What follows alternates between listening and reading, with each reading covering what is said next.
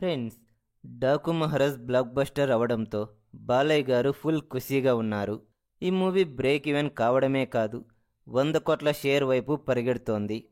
ఇక హిందీలో కూడా ఈ మూవీని భారీ స్థాయిలో రిలీజ్ చేశారు. అక్కడ ఫస్ట్ ఆట నుండే హిట్ టాక్ అయితే వచ్చింది.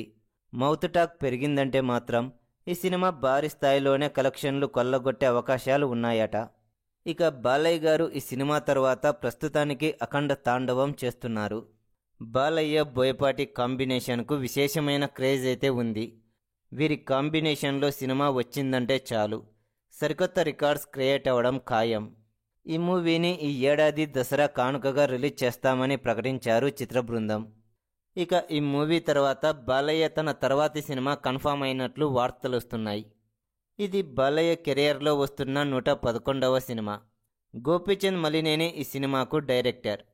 ఇప్పటికే వీరి కాంబినేషన్లో వీరసింహారెడ్డి మూవీ వచ్చి ఎంత భారీ విజయం సాధించిందో మనందరికీ తెలిసిందే.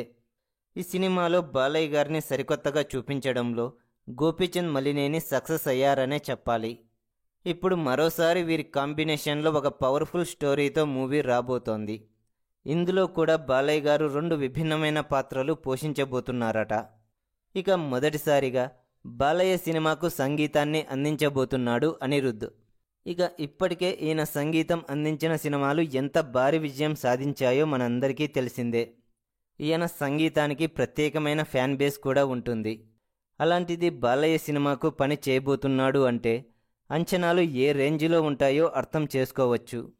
ఇక ఈ మూవీని కేవీఎన్ ప్రొడక్షన్ బ్యానర్పై భారీ బడ్జెట్తో తెరకెక్కించబోతున్నారు.